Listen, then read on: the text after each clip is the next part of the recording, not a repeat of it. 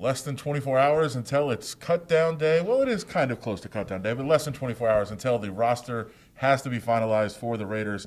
Adam Hill, Vinny Bonsignore here at the Raiders facility in Henderson.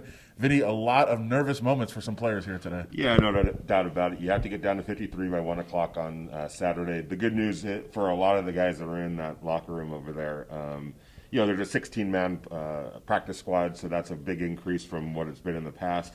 So there are going to be a lot of guys that stick around by the time this is all finished tomorrow, but nervous time for a lot of people, no doubt about it. Well, and we've already had one player there's been a couple of cuts throughout the week as we've kind of trimmed down a little bit on the roster, but one player today we've already heard is on his way out. Yeah, a little bit of a surprise. Demarius Randall, who the Raiders signed as a safety free agent during the offseason, and he just got beat out, and it's hard for when you don't practice. And I had a source tell me that he officially practiced only one time during his time here in Las Vegas. That's not going to get it done, and the Raiders moved on.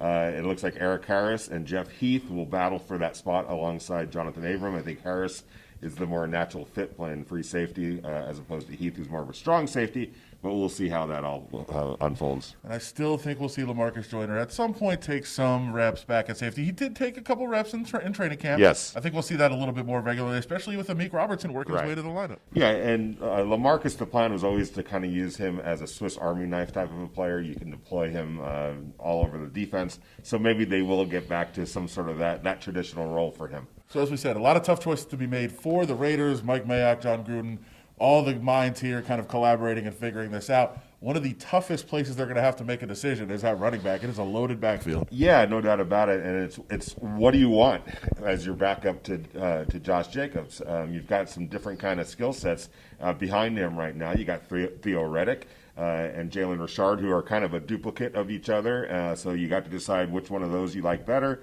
You've got Devontae Booker, who is a guy that's a more traditional every down type back, while Riddick and Jalen Richard are your more classic third down change of pace type of guys.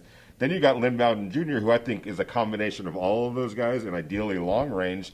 He's the guy that's going to be the main guy behind Josh Jacobs. I just don't know if he's quite ready to do that yet. Remember, Lynn Valen Jr. played high school quarterback. He went to Kentucky to play wide receiver, then played some quarterback last year, and now he's making the move to running back in the NFL. That's a tough transition on the fly, especially without any offseason to speak of in a short, condensed training camp. So is he ready? I think he's probably ready in some packages, probably. But if something were to happen to Josh Jacobs, are you going to rely on him as the every down back? I don't know if he's quite there yet. So a lot of decisions to be made for the Raiders. A lot in the backfield situation for sure. A lot of running backs, they won't have much success if they don't have Trent Brown in front of them. And Trent Brown is a guy that hasn't been practicing very much at all. We've seen him once or twice out on the practice field. We got a little bit of an update today on that. Yeah, and it wasn't all that much of an update. But I think Greg Olson, the offensive coordinator, expressed a little bit of worry. Like, you want your guys out there, no question about it. And especially when they're dialing it in on preparations for the season opener. I know we're not quite there yet, but that's only a couple of days away. You would like to see Trent Brown out there. He hasn't been.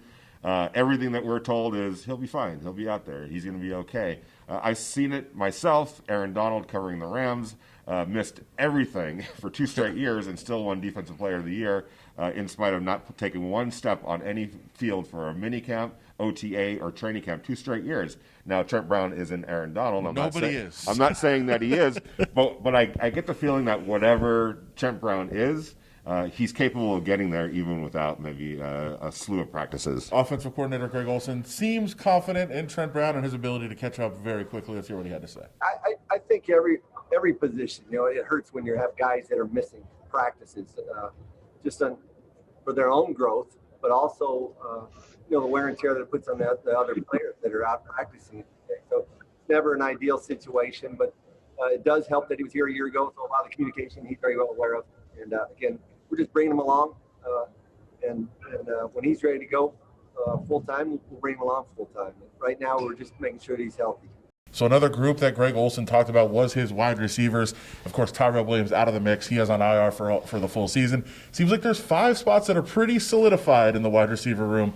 where's the other guy going? There's a lot of guys fighting for that last spot. Yeah, no doubt about it. And Greg Olson was pretty ecstatic, or happy, I should say, talking about those wide receivers, even without Tyrell Williams, which is why I don't think there was much anxiety over that loss. It is a loss, no question about it. But when you've got Ryan Edwards, when you've got Zay Jones, when you've got Nelson Aguilar, Henry Ruggs, Hunter Renfro as your basically your guys right now that are certainties, you feel pretty good about things. And then behind them, that's where it becomes a question on how many more wide receivers do you want to keep. I think one more beyond that, and then it comes down to guys like Marcel Aitman, Doss, Rico Gafford, and they're all, again, those are all different skill sets. So what is it that you need from that spot? And that's one of the tough decisions that they're going to be making over the next 24 hours. And in terms of your sixth receiver, who will play special teams? Yes. So that's something to certainly monitor as we count down to the final cuts. Again, 1 p.m. Saturday. We'll have it all for you. Check out reviewjournal.com and follow Vinny and myself on Twitter, keeping you updated on all the cuts that are made by the Raiders. We'll be back with you on Saturday to walk you through the final roster for the Raiders. For Vinny, I'm Adam. Heidi's here as well. We'll talk to you guys again soon. And Vegas Nation.